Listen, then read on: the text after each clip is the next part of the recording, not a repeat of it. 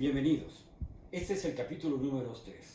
Vamos a hablar sobre el trueque y la invención de las monedas. Hay indicios más inmediatos que se tienen sobre el trueque que fue en Babilonia por el año 6000 a.C. El trueque era y es más importante de lo que parece. Es literalmente el antecedente de la moneda y el antecedente del comercio. ¿Qué es el trueque? Pues el trueque es intercambiar una cosa por otra, así de fácil. Y aunque estamos hablando de las épocas prehistóricas más lejanas que se puedan imaginar, en el caso nosotros lo centraremos ahorita en el tema de Babilonia, porque precisamente allí se desarrollaron muchos aspectos comerciales y económicos que nos van a ayudar para centrar perfectamente este tema.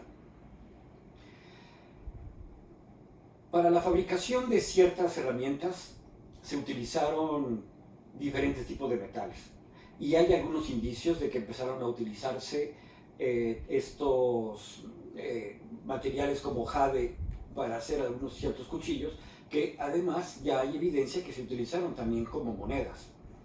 Por el año 9000 a.C. se empezó a utilizar también los granos como dinero o como vehículo para el trueque. El trueque, como decimos, es intercambiar una cosa por otra, es una actividad muy común. Incluso en épocas nuestras, en épocas donde hay escasez económica, hay crisis. Que sepamos, no hay acuñación de monedas sino hasta el año 5000 a.C. Es decir, se ha utilizado más el trueque que las monedas mismas. ¿Cómo funcionaba el trueque? Es muy sencillo. Si yo tengo una vaca, puedo cambiársela a alguna persona quizás por 2 cabras y una bolsa de dátiles para el camino. Así de fácil. El problema estaba en el valor. Yo puedo pensar que mi vaca es la mejor del barrio, la mejor de toda la zona, porque quizás da más leche. Pero ¿eso pensará el vecino? ¿O eso pensará con quien yo quiero hacer el trueque? Ese es el tema. ¿Cuál es el valor real de las cosas? Babilonia se encontraba geográficamente para estos pasos, para este tema, en un lugar estratégico. Sus vecinos eran nada más y nada menos que los mismos egipcios y los israelitas. Por lo cual entonces el comercio era muy potente y muy fuerte. El trueque, como hemos dicho, hizo pasar de ese intercambio hacia la moneda.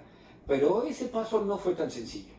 Era difícil porque habría, como he dicho, habría que alcanzar la forma de darle valor real a las cosas. Los comerciantes tienen que estar de acuerdo con que el objeto vale un precio convenido, donde obviamente hay cosas que parecen iguales, pero por alguna razón tienen un valor mayor o un valor mucho menor. Y esto que, sin dejar de hablar en que un kilo de trigo no es igual a otro kilo de trigo, tan simple y llanamente por el tema de la calidad.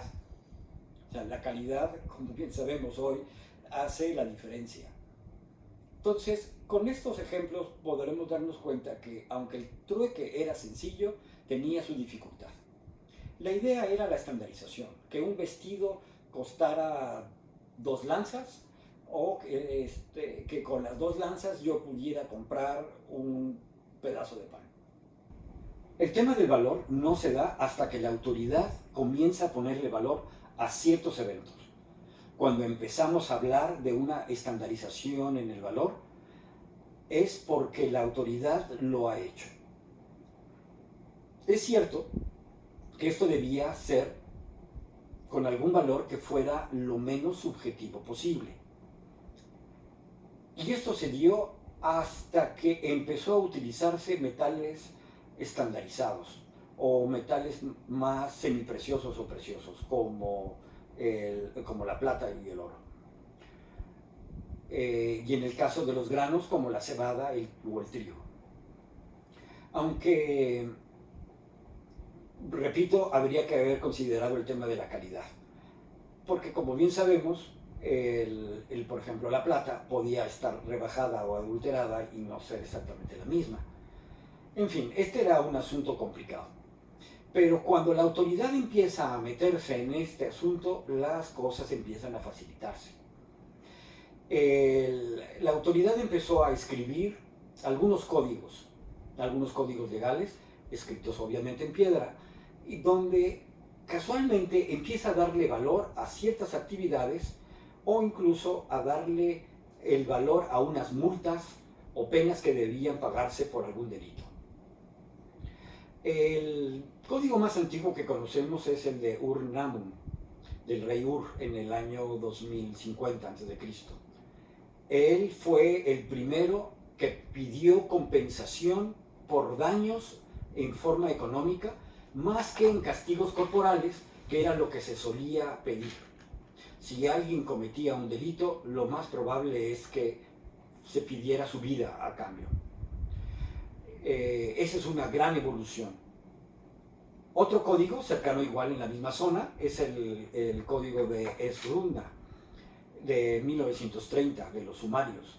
Es un código trilingüe que estipula perfectamente cuáles deben ser los pagos que hay que hacer por daño o robo. E incluso, pues sí, existe la pena de muerte. El Lips Izar es otro de los códigos sumarios que contienen casi 50 artículos muy específicos donde se da claramente cuál debe ser la multa que ha pagar. Por ejemplo, si una persona entra a un jardín y se le cacha que ha robado, debe pagar 10 ciclos de plata. Y de todos los códigos, el mayor de 1760 a.C. es sin duda el código Hammurabi. Es el mejor código conservado, promulgado por el sexto rey de Babilonia, y que, claro, obviamente se basó en los otros códigos de la región.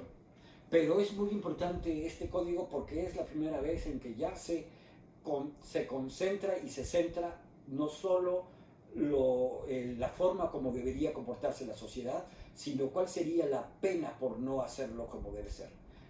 Y de acuerdo con esta nueva modalidad, de que no solo es una pena corporal, sino también es una pena pecuniaria. Fijar las multas en peso de plata era un gran avance económico. De acuerdo a cómo iba evolucionando el comercio, ya se podía de alguna forma llegar a acuerdos muy específicos, a hacer tratos ya más formales. Aquí la creatividad otra vez humana, la creatividad de la gente es espectacular.